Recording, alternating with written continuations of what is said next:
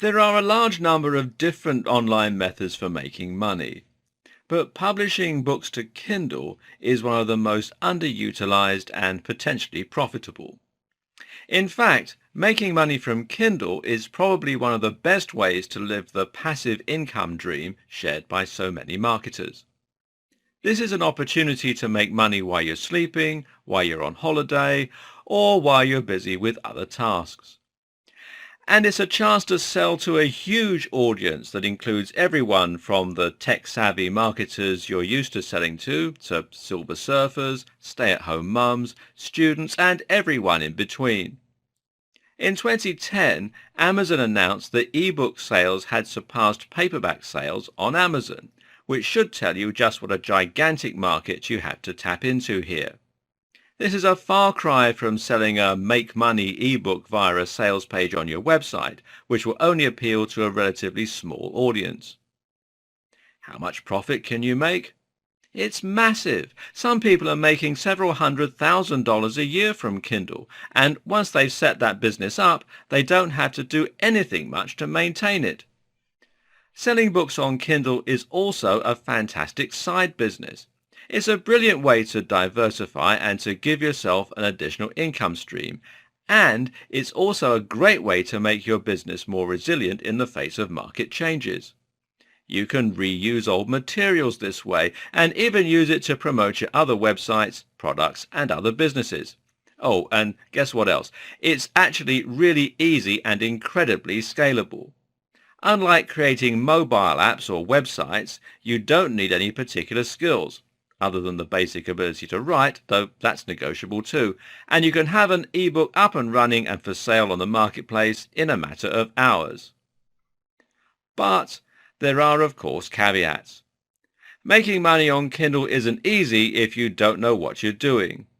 It's a very saturated market, with 4.3 million ebooks available in the US right now, and there are several irritating catches, like the high commission that Amazon charges, that you need to be aware of. What you really need is some kind of map, almost like a guidebook that can help you to find your way through the world of Kindle publishing, to avoid the pitfalls and problems along the way, and to give yourself the highest chance of success. And guess what? You've got one. In this video series, you will learn how the Kindle ecosystem works and how to thrive in it, how to create and publish your own books, how to navigate the sometimes confusing taxes, commissions, and legal aspects, how to promote your ebooks, how to handle reviews, how to use basic SEO to make your books easily discoverable, how to price and package your books for optimum sales, how to create ebooks quickly even if you don't know how to write, how to future-proof your business against future changes, and how to diversify and appear on other e-readers.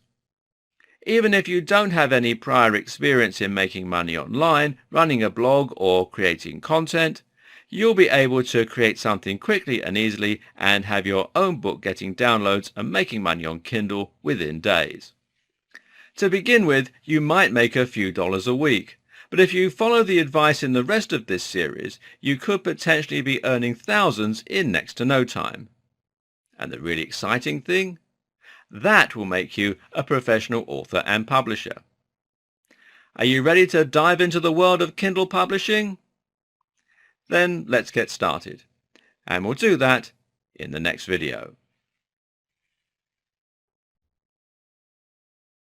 Before we go any further, it will probably be a good idea to take a look at exactly what the Kindle is and what it's all about. To that end, Kindle began life as a hardware device from Amazon, although it's grown beyond that now. The Kindle name was originally the brainchild of branding consultants Michael Cronan and Karen Hibner, while the device itself came from Amazon's Lab 126. The first device was released in 2007 and looked quite different to the ones we know today. Nevertheless, the original Kindle still set the tone for what we have come to expect from these devices. The main innovation with the Kindle is the e-ink display. This means that the display actually uses real ink, which is arranged on the screen as pixels, just in the same way that regular screens use pixels made of light. This gives the device a number of unique advantages above and beyond more traditional e-readers. For starters, e-ink displays are matte and non-reflective. This means they can be read in direct sunlight without any glare or eye strain. In terms of the way reading a Kindle feels, it's actually very similar to reading a real paper book. Another big advantage of the e-ink display is that it doesn't require any energy to keep it on. Once the page has loaded, the ink remains in place with no further power. This means Kindles can last weeks between charges and that an image can even be displayed when the screen is off. This made the Kindle a huge hit over other ebook readers at the time, which could be uncomfortable to read and would regularly need charging. On the downside, the e-ink display does have some limitations. One is that it's only available in black and white, for now, which limits the enjoyment of, say, reading comics. Another limitation is that e-ink displays are slow to refresh, which means they can't be used to watch videos or play games. In some ways, though, this can be viewed as a good thing. It means the devices will be solely used for their specific purposes. This focused functionality ensures that people who have Kindles will be using them for reading. Kindle devices vary in terms of their hardware buttons, but most use two buttons on either side to facilitate turning the page forward and backwards. Each side has both buttons to allow for one-handed reading, and a D-pad with the selection button in the center is used for selecting menu items and browsing the store, while later models feature a touchscreen for keyboard input and navigation. Some Kindles now feature backlighting to enable reading in the dark. All of them are designed to be incredibly light and easy to carry around. Originally, the Kindle was white in color with a 6-inch display and a 250 megabyte internal storage. This original model also had expandable storage via an SD card slot and was co-designed with Qualcomm to connect to the web via 3G anywhere in the world. This first generation sold only in the US and was later updated with an XL version that increased the screen size. Kindle 2 hit the stores a while later and was still white in color, now with a 1.4 gigabyte internal memory and a text-to-speech option for reading music aloud. It was slimmer too and came to international markets as well. The third generation of Kindle made the device a matte black stroke charcoal grey, which would remain the chosen color. This edition came with a keyboard and was dubbed the Kindle keyboard. It also had an experimental browser mode, allowing web browsing up to 50 megabytes per month anywhere in the world. Kindle 4 did away with the keyboard in 2011, while the Kindle Touch also launched with a touchscreen. The fifth generation launched in 2012 with 15% faster page loads. The Kindle Paperwhite, meanwhile, boasted a higher resolution, near XGA at 258 by 1024, and a built-in LED for nighttime reading. The Paperwhite 2015 was released in 2015, funny that, and has improved ability to display PDF files, allowing users to do things like select text. It also has translation capabilities, a 6-week battery life, when used for around 30 minutes each day on average, and better formatting capabilities, including a new font called Bookerly. There is also a modern update to the traditional Kindle, the Kindle 7, which was released in 2014. This model is a basic Kindle with a touchscreen and has a 1 GHz CPU. Another modern model is the Kindle Voyage, which came out in 2014 with a 6-inch 300 ppi e-ink display and an adaptive LED that responds to the lighting in the environment. The Kindle Fire is a more traditional Android tablet that carries the Kindle name. This is a device that looks and feels a lot like your typical Nexus device and which has access to the Amazon App Store. That means it can be used not only to read your selection of Kindle books, but also to handle a number of other activities, playing Angry Birds or watching YouTube, for example. Although the three Kindle Fire tablets are Android devices, they have a secondary skin provided by Amazon called Fire OS, which makes them look and behave differently. Unlike other Kindles, there is no 3G option for Kindle Fire, and the screen is a regular tablet screen that can produce a fair amount of glare. Perhaps the most important aspect of the Kindle is the Kindle Store. The Kindle Store is basically a marketplace and distribution platform that allows users to browse and purchase ebooks. This works like an app store or like the regular Amazon store, in that users search for titles using the usual search box, you can see right here, and then just click to buy. Once they do that, the book will then be downloaded to their device and they can start reading it from their personal library. The Kindle Store is actually bigger than that though. For instance, users can also download Kindle apps in order to access their Kindle books on their smartphones. With the Kindle app for Android and iOS, a user can browse their library and read their selection of books. At the same time, they can also browse the store in order to purchase new books. Books on Kindle devices and the app will be automatically synced so that you can stop reading on your Kindle and then pick up from where you left off on your mobile. For example, when you're bored in the queue at the bank or somewhere like that. And this is important for us as publishers, as it means our audience is actually much larger than just the number of people who own Kindles. Likewise, it's also possible to buy Kindle books through Amazon.com. This way, the users elect to buy either the physical or the digital version. As you can see here, you can get either the hardcover or you can get the Kindle edition, and they've got different pricing as well. The Kindle edition is always somewhat cheaper. And subsequently, the file will be downloaded to the Kindle or they'll be delivered the hard copy. Now, books sold on the Kindle Store are available in EPUB format, and this format allows for certain additional features such as interactive menus, and it helps to keep your books protected. As on Amazon and most app stores, it's possible for users to leave reviews about the books, which can encourage or deter other users from making a purchase. This, as well as factors such as sales and keywords, combine to influence the ranking order of the books for different search strings.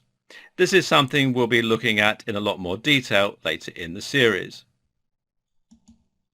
The Kindle Store has recently introduced a number of initiatives. These include a subscription service called Kindle Unlimited and a rental system that allows users to borrow books. We'll look at what both these mean and whether you should opt in or opt out later on. For us, the biggest appeal of the Kindle Store is that it's a ready-made distribution platform.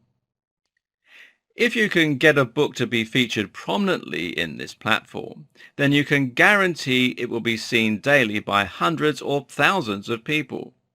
People can then order the books without you having to lift a finger, and they'll be buying with one click without you having to gain their trust first or manage the transaction. In this way, a distribution platform becomes a route to market, and it makes the whole process of selling considerably easier. Now you don't need to worry about reaching your buyers, gaining their trust, or any of those other things. It's like getting a product onto the shelf of a massive store, and it's one of the gigantic advantages of being a Kindle publisher.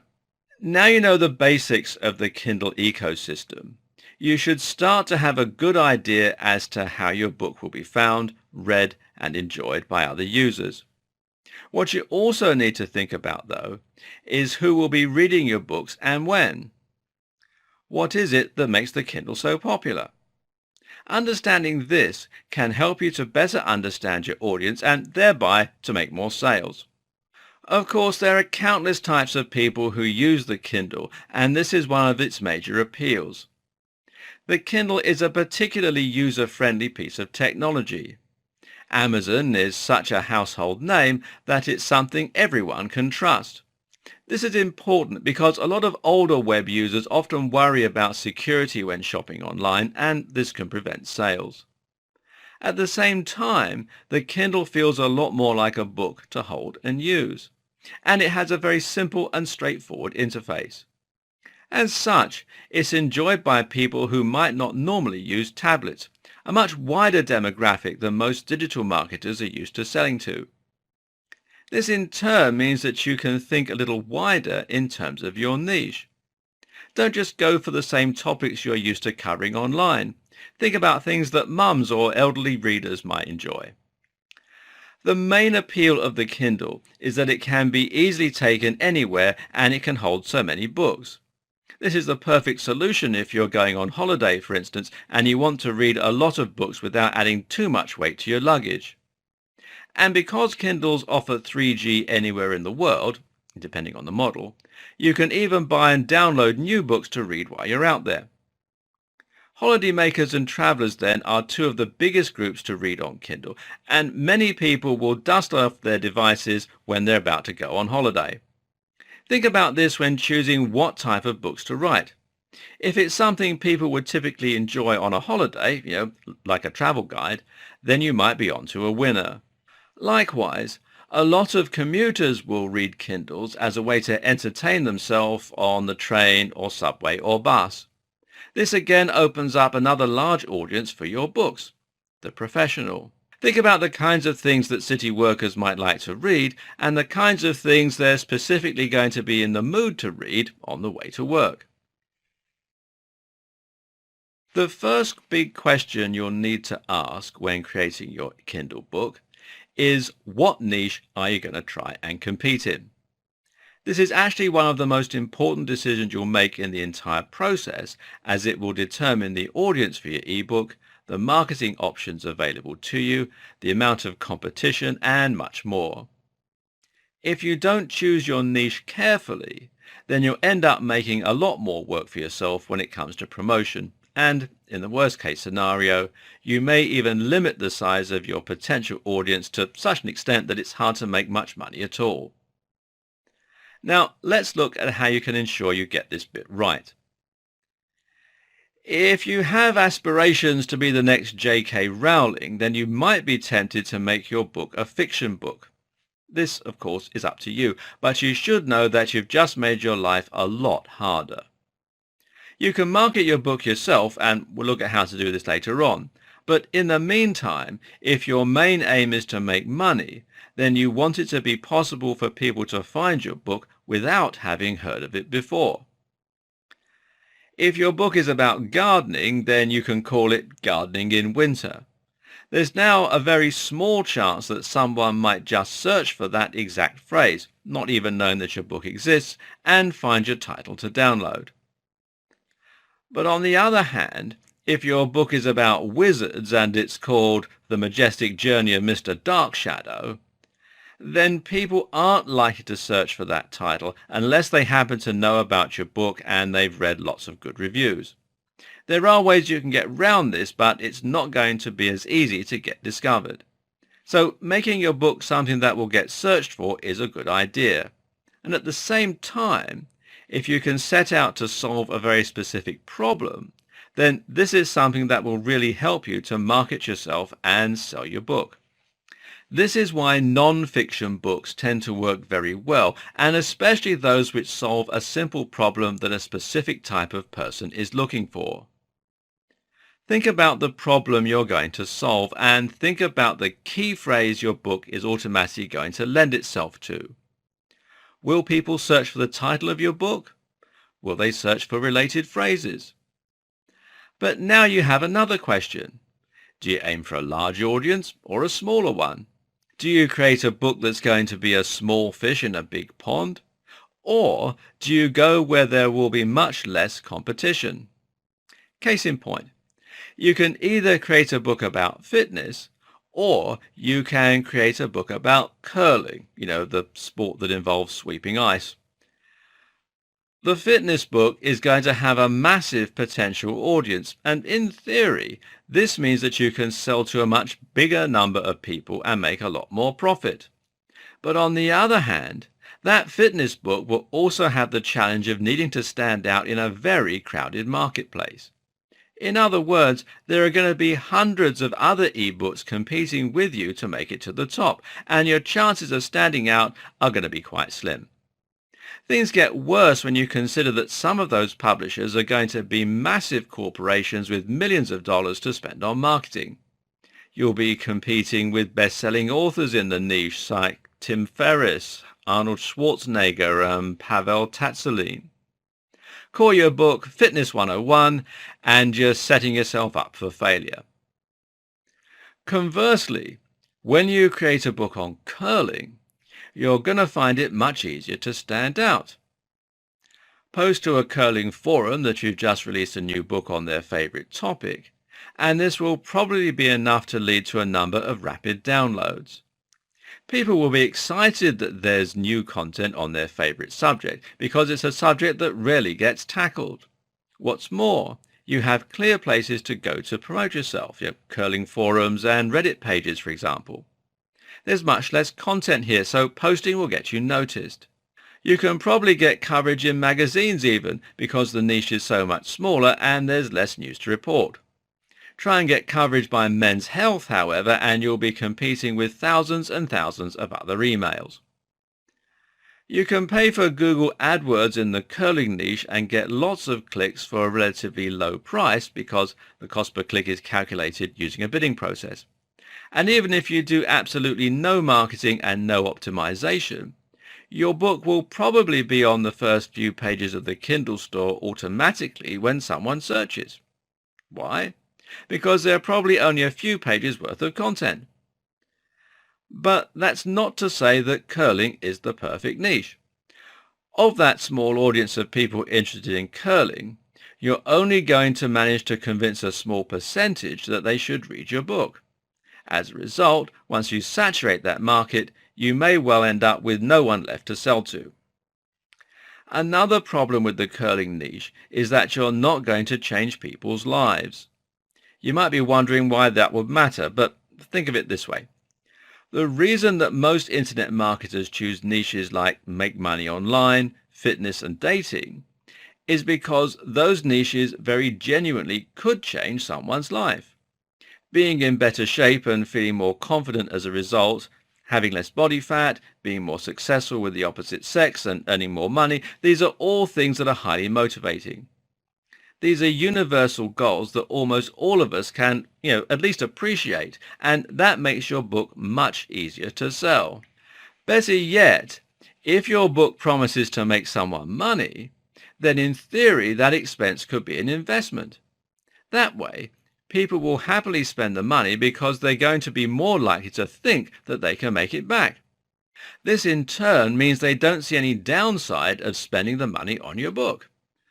Choose curling and you won't have this kind of life-changing power unless your book happens to be aimed at people who plan on making this their career.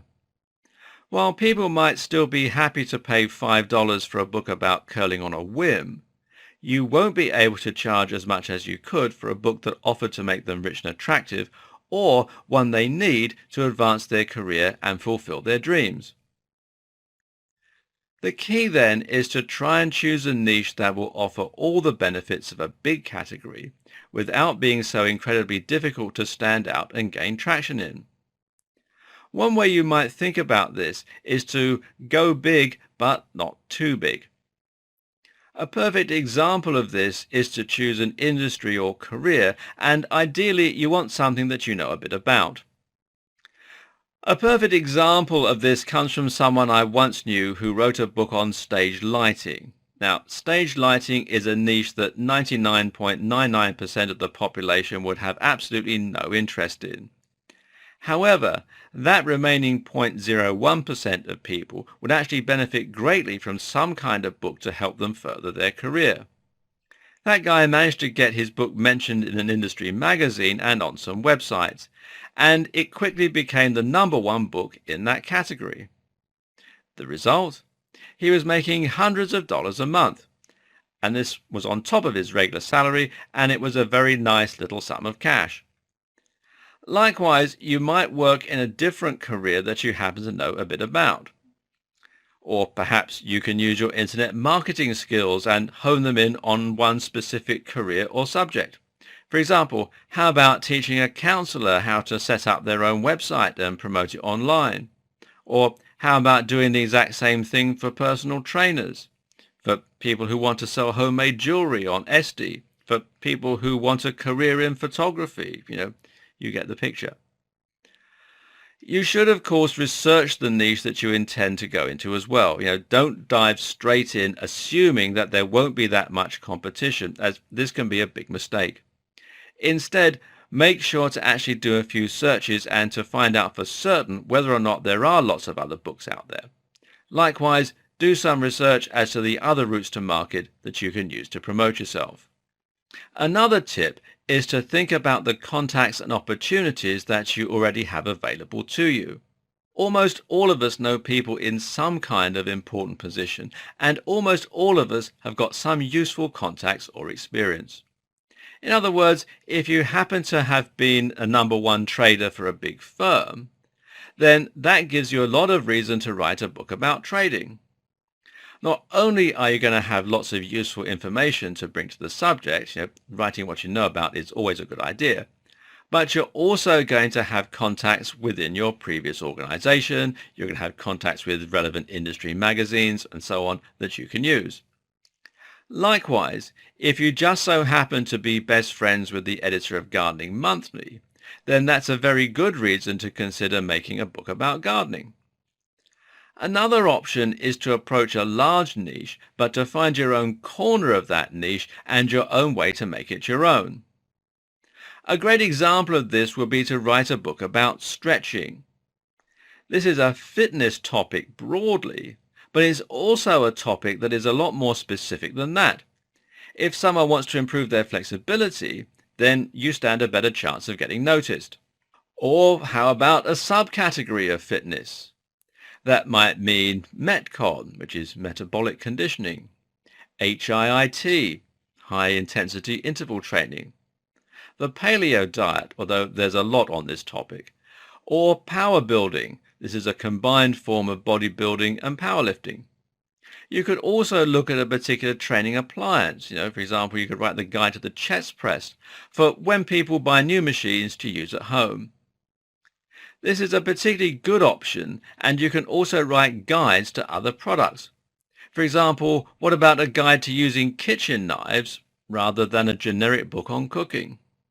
This way you could even speak to sellers of particular knife products and see if they might recommend your book to their buyers if you do likewise. In fact, you could even recommend it yourself in a review of their product. Instead of writing about martial arts in general, how about writing about a specific martial art? Better yet is if you can land on something that is up and coming. Find a movement that's emerging online and be the first to write about it, and your book will be ready for when people get really interested in that subject in their masses. This once again goes hand in hand with products. For example, how about writing a guide to using the latest iPhone model the moment it comes out? Or how about writing a guide to those hoverboards? You can be the first to what is likely to be a big niche, and in this way, and at that point, it becomes a little like market speculation. Or how about choosing a particular audience within a much larger niche? So instead of writing a fitness book aimed at everyone who wants to get fit, in other words, everybody, you could write a fitness book aimed at the elderly, the diabetic, or even people who travel a lot. In all these ways, you're finding niches that have a broad, universal appeal, but also might be easier to rank in for the search results. Despite everything I said in the last video, it doesn't mean you absolutely cannot write a fiction book and be successful. In fact, there are several ways that you can have a hit on your hands if you write fiction. You just need to think carefully about how to go about it. One tip to that end is to think carefully about the genre. In this regard, genre is going to work a lot like choosing a niche. Here you want to pick a subject that will give you lots of marketing options and that will have lots of fans ready to get excited about it and help you to promote it. For example, if you write a cyberpunk book, you'll find that there are whole forums where people discuss the subject and will probably be interested in reading what you've written. Likewise, you can find people who are big fans of gothic horror or of romance novels. If your book is really good, then word of mouth might be enough to help it spread. You can also use these phrases and words in your description and elsewhere on your listing in order to make your book easier to find. Likewise, it can help to think about books which are similar to yours. I'm not telling you to copy or to write books about stories that don't excite you. I wouldn't be that cynical. I'm merely saying that if your book happens to have a similarity to, say, the Da Vinci Code, then it won't hurt for you to emphasize that connection and to mention it.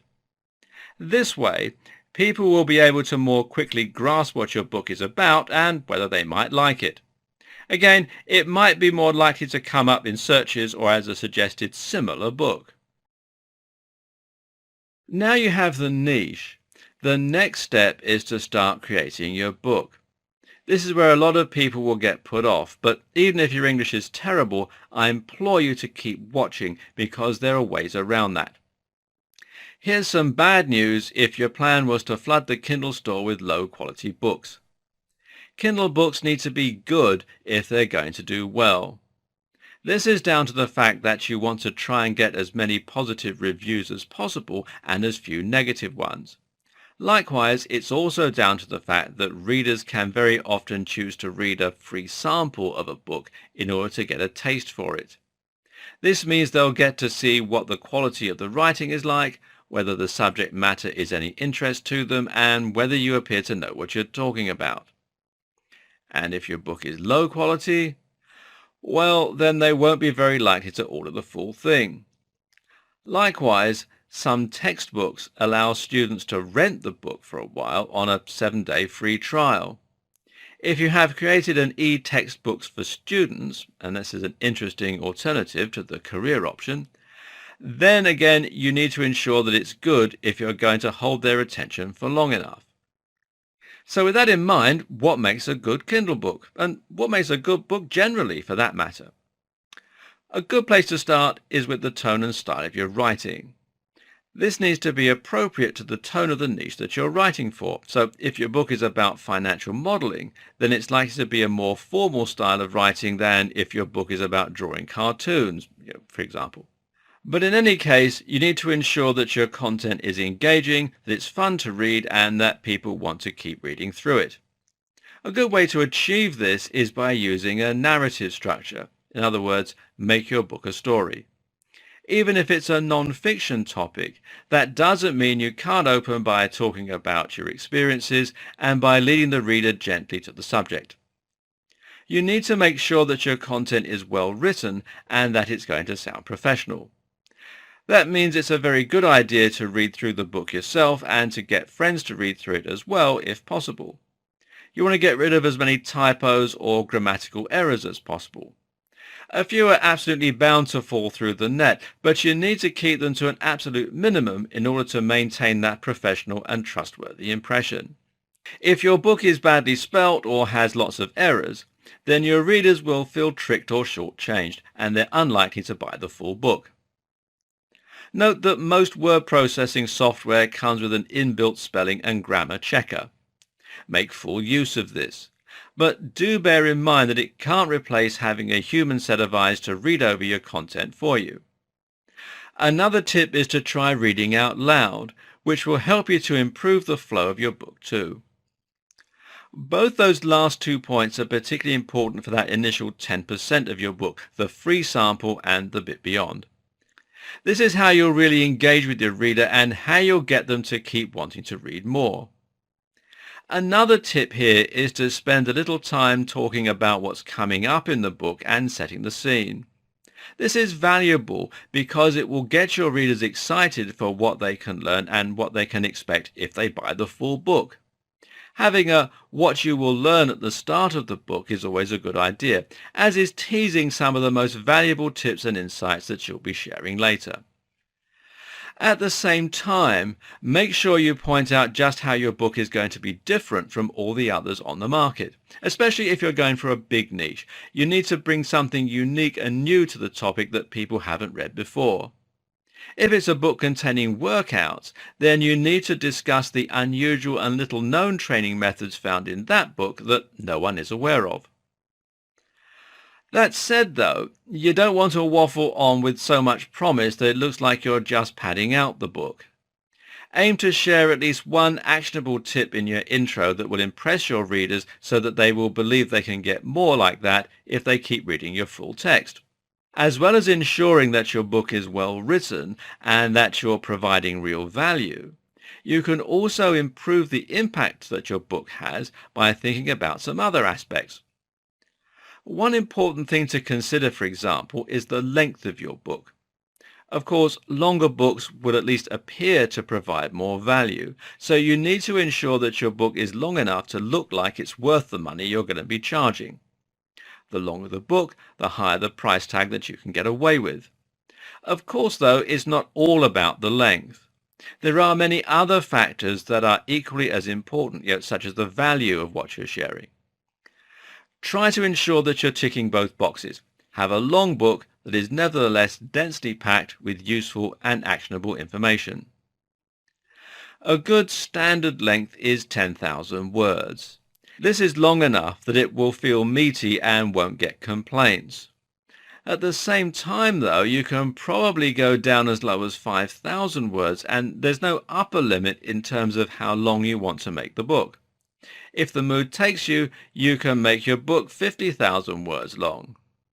Make sure that you feature that prominently in the description, though, so that people recognize they're getting extra value. That length is a selling point. Another consideration is imagery. Remember, we discussed in an earlier video that the e-ink display is black and white, meaning that color images might not have quite the same impact they could do on another platform or in another format. Nevertheless, choosing to have some images will help to make your book look more professional, and it will also make it more engaging. You also need to think about the font, the layout, and various other aspects of your book, although we'll be talking more about the formatting and things later on. Just suffice to say that a large wall of tiny text is not an appealing thing to come across when you get a new book to read. On the other hand, if your book is nicely spaced out with large crisp fonts, lots of images, and a welcoming narrative structure that promises lots of interesting value inside, well, then that becomes a different matter. Now, some people might be watching this and wondering how on earth they can possibly write a book that's 5,000 to 15,000 words long and format it all beautifully. They say that everyone has a book in them, but that's not necessary to say that everyone has the ability to write that book and to make it entertaining and engaging. So the question then becomes how you're going to write that much content without it absolutely killing you. Moreover, there is a high chance that some people watching this won't speak English as their first language, or won't be confident in their ability generally to write in an engaging and entertaining manner. What if you're just not a good writer? In that case, you need to think about outsourcing the creation of your content. You can find writers on freelancing sites like People Per Hour, which is peopleperhour.com, or Upwork, which is upwork.com. This used to be called Elance. And you can also find them on marketing forums. The Digital Point forum is a good site to look at. It's forums.digitalpoint.com. And then if you look under the services section, you can find there's lots of people here who advertise things like content creation and so on. And also the Warrior Forum is a good place to look, especially the Warriors for Hire section, which you can find from the main menu, or you can go to warriorforum.com/warriors-hire. You can expect to pay anywhere from $1 to $5 per 100 words, but do keep in mind that you'll get what you pay for. It's worth paying a little bit more and getting a writer who will do their research and make your book sound professional. If you like, there's nothing stopping you from creating a detailed set of guidelines for them to follow and help them to see what the layout of your book should be and which key points you want included. That way, they write the book, but you remain the director, as it were. At these kinds of prices, you can create a book for $100 to $500, which in theory you should be able to make back. Of course, it's better to start with something you've created yourself, but if this is your only option, then it's still a viable model. Normally, you'll find turnaround time is very good too, anywhere from a few days to a few weeks. What if you don't want to write the content yourself, but you don't want to pay someone to do it either? Turns out there are still options open to you. One such option is to create something using content that you already own. Now, this is a particularly viable option if you're a blogger, for example. In this case, all you have to do is select several blog posts you've already written and then write a foreword and compile them into a book. Add a couple of unique posts to the book as well, and this is something you can even market on your site. On the web, it's very important that all content be unique, as otherwise Google won't show it. But in case of an ebook on Kindle, there's no way that Google will see the content, and you don't need to rank on Google. As long as the content is yours and you own the copyright, there's absolutely nothing stopping you from publishing it on your blog and selling it in a book that you've created. Another option is to try and get other people to write your content for free. Now, this might sound like it wouldn't happen, but it can do if you find the right crowd and they're excited at the prospect of being in a book. For example, you could create a poetry anthology and run a competition for people who want to try and get themselves in the anthology. Then just publish those poems and charge a small fee for people to read them. And the same goes for short stories. There are more options too. Depending on your coding prowess, for instance, you may be able to write an algorithm that generates certain types of content for you. That might mean writing a program that generates body weight workouts, for instance, or writing a program that comes up with strange poetry. Now there's an interesting project. You can even repackage and sell content that's in the public domain. Books that have no copyright anymore are fair game, and if you can find something that's old but still relevant, then this is a viable option. While all these options are legitimate routes to take, though, you'll always have a lot more success if you write your own content specifically for the purpose of selling a book. Remember, people are going to be reading this, and you need to impress them with high-quality writing and useful information.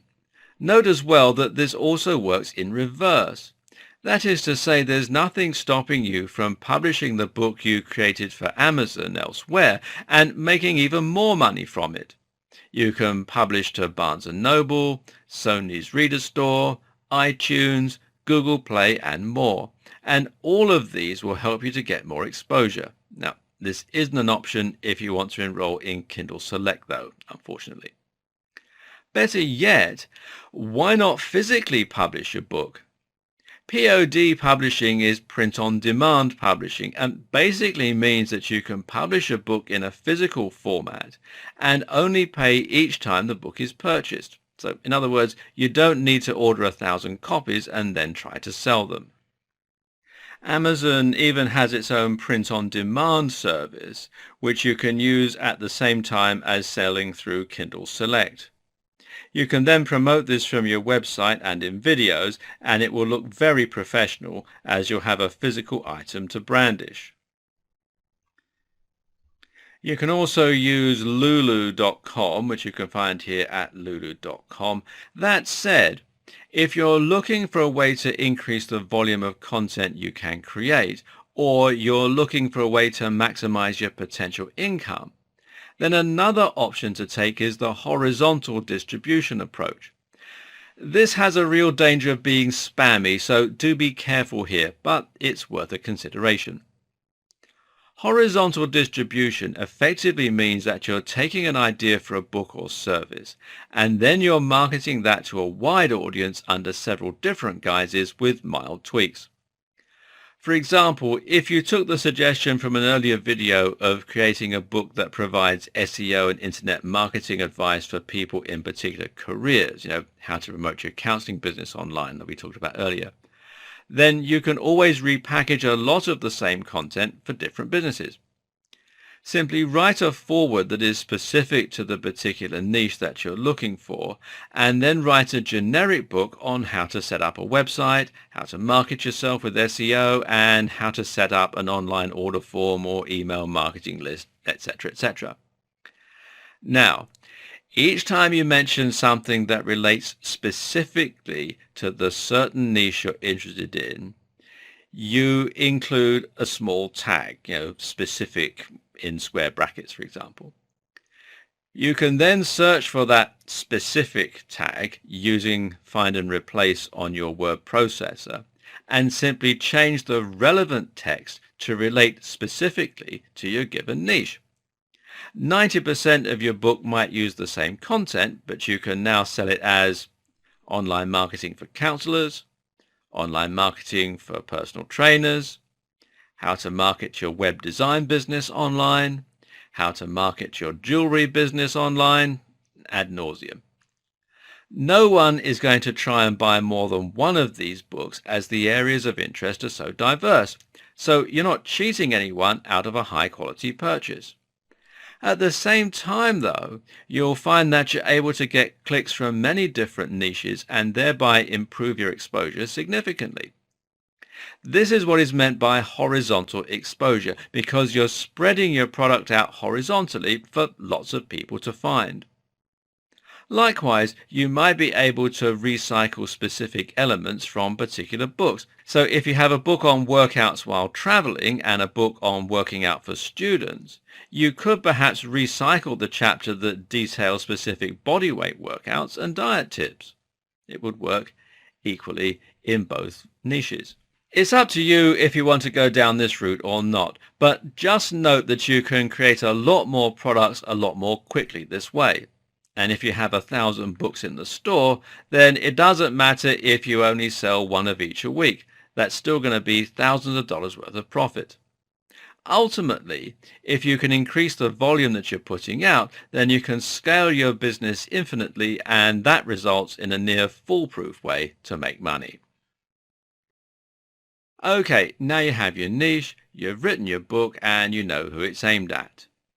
The next question is how you go about turning it into an actual Kindle book. The good news is that this process is quite simple, though there are some things that you need to keep in mind. You need to ensure that your book is going to conform to industry standards and that it's going to look good on Kindle and it's going to behave in the way that your audience expects it to. Specifically, you should aim to stick to Amazon's formatting guide. If you do this, then your book is going to be designed in a manner that Amazon refers to as Kindle Format 8. So the first thing you need to do is to take your content and dump it into a Word document. Now, ideally, your content will already be in Microsoft Word format. There are other ways to make a Kindle book, but this is by far the simplest and the quickest. If you don't already have Word, then it's a great investment and one that's certain to be worth your while. Sign up for Office 365 and you'll also get Excel and all the other tools that you associate with Office. Additionally, you'll be able to run the software on smartphones, which could come in handy if you like writing on the bus. Alternatively, you can try one of the free Office suites out there, like LibreOffice. Now, these save in their own file format, but they also have the ability to save as an MS Word file. However, sometimes some of the formatting doesn't convert well, so you have to play it by ear when you use one of these. Now, make a note of the following points as they're kind of crucial. And the first is the file format. The file format that you're going to create your book in is DOC or DOCX. As we'll see later on, Amazon can automatically convert this for you. However, if you want to add in guide pages, etc., Then you eventually want to save your file as a web page filtered or web page.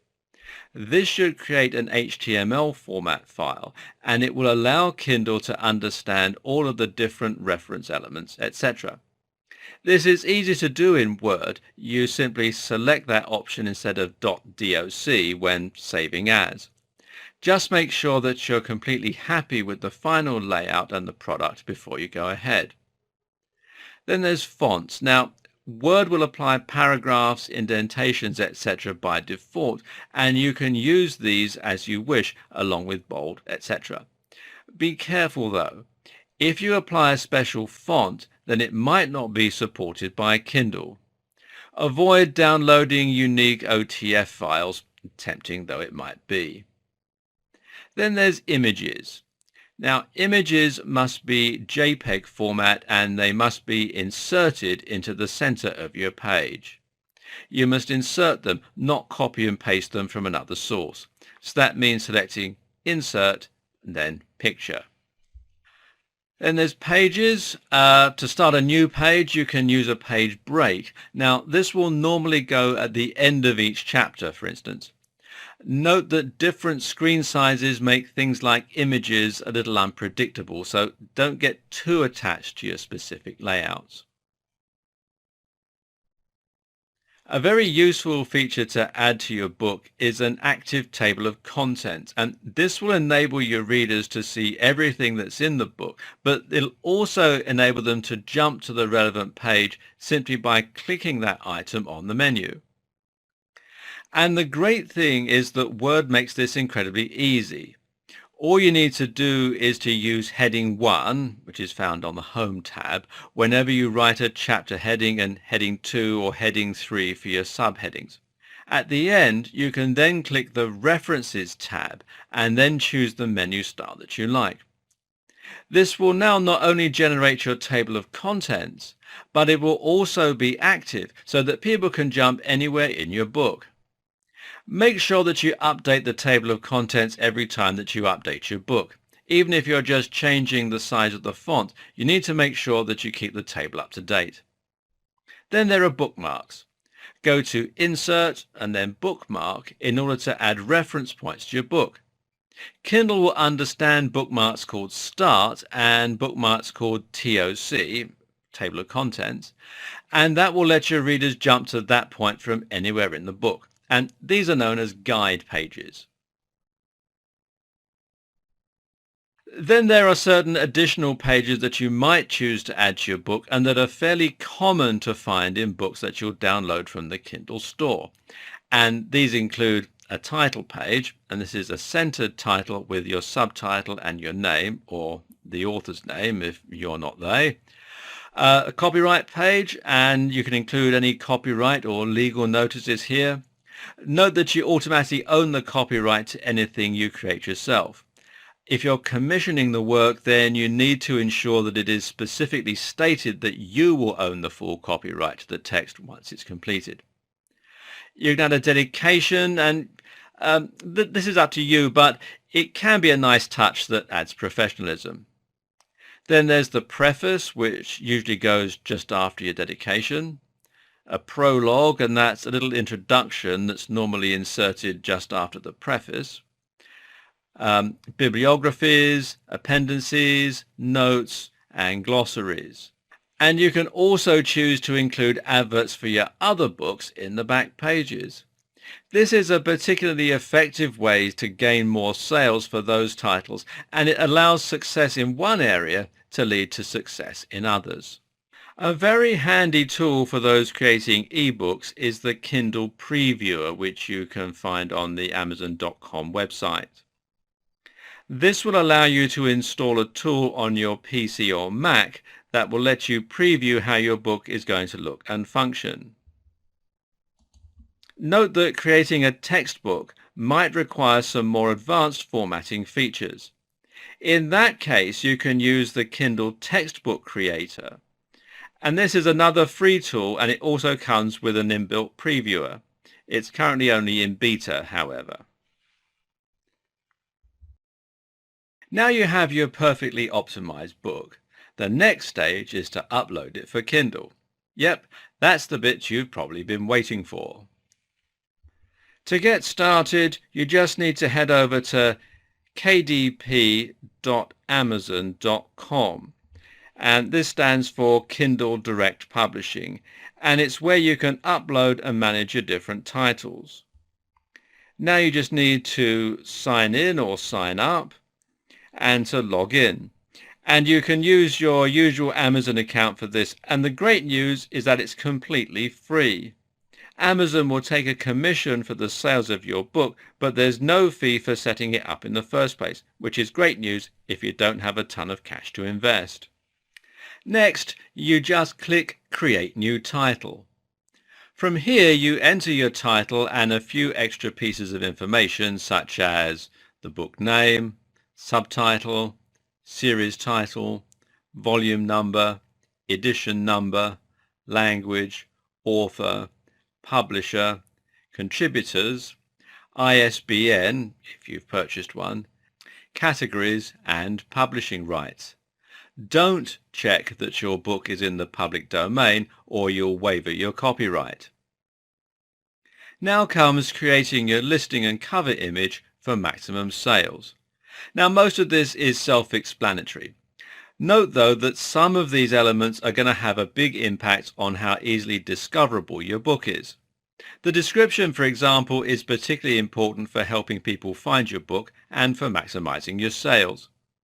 Make sure you use your key phrases a couple of times, very subtly and only if it reads naturally, and to sell what makes your book such a good buy. Remember, we discussed earlier how mentioning similar titles is no bad thing. Likewise, you'll recall that focusing on the problem that your book solves can help, as can looking at the value proposition, how your book will make someone's life better. Similarly, you need to carefully choose your category. You can select up to 2 browse categories, meaning your book will come up when people search in those areas.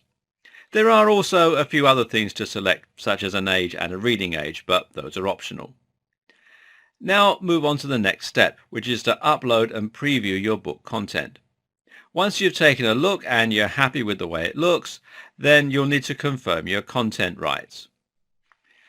This is also the point at which you'll be adding your cover. This is one of the most important factors when it comes to getting downloads, as it's going to be what people look at, along with the title and description, when making their decision. This is also how you'll stand out when people are browsing through different options.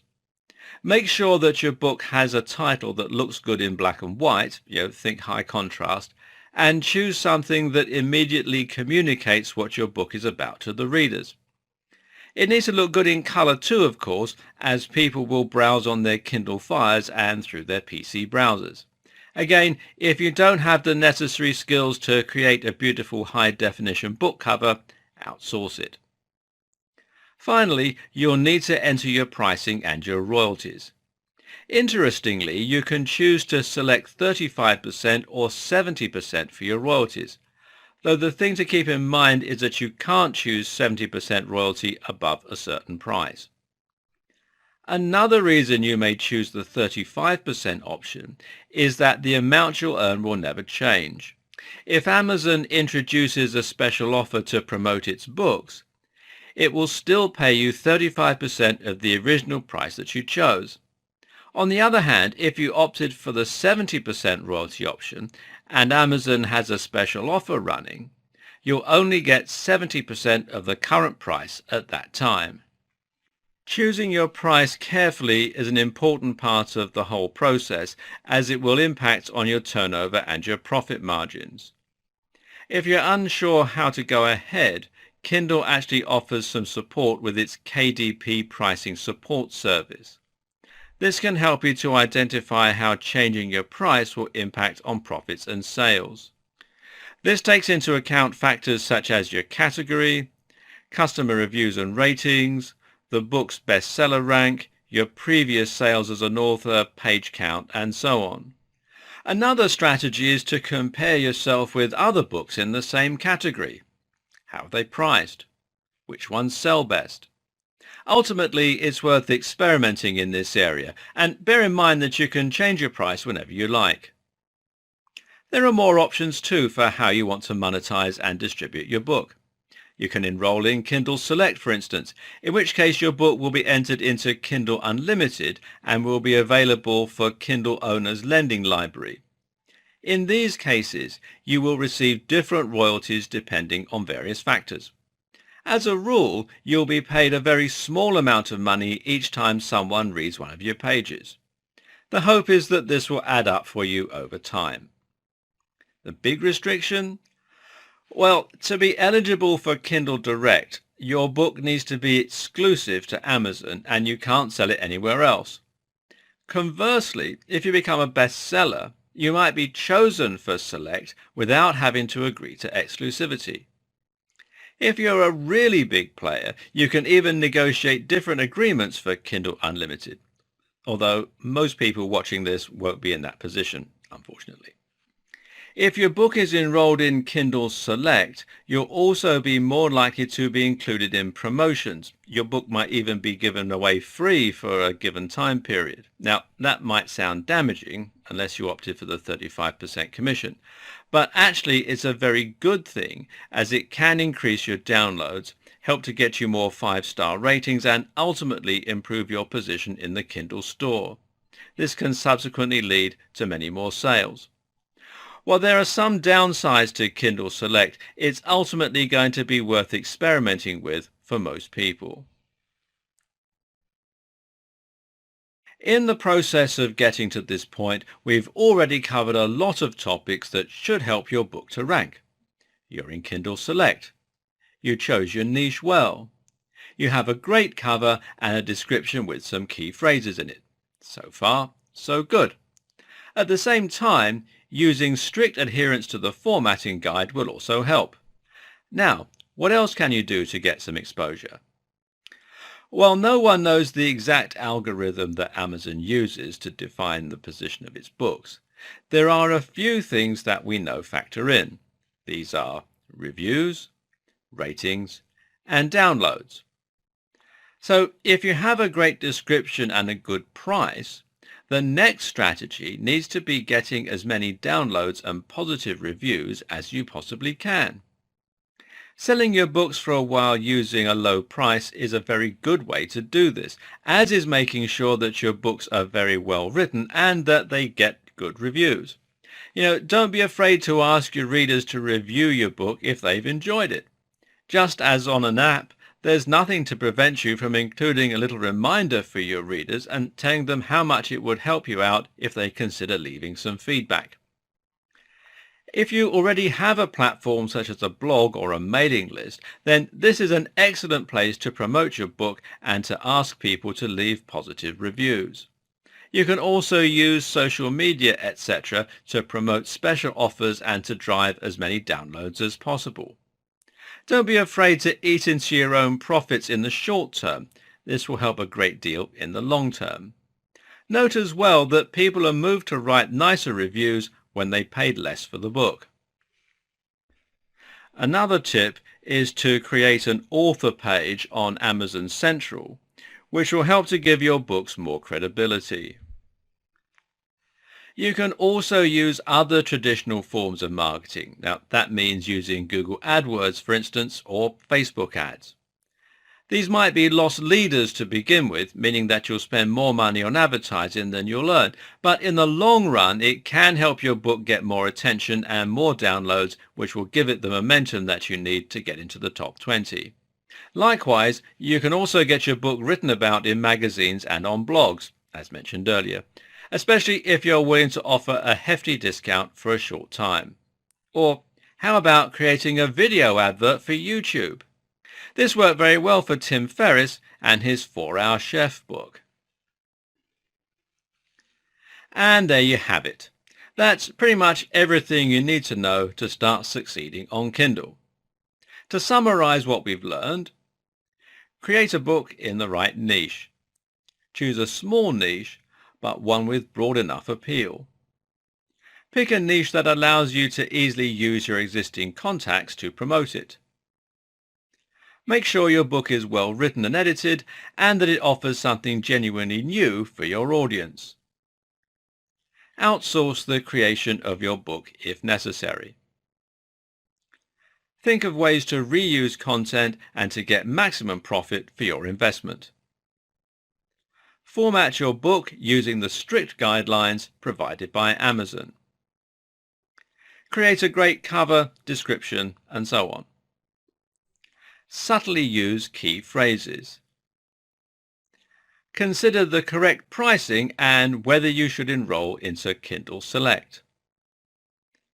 Run promotions to maximize downloads, ratings, and momentum.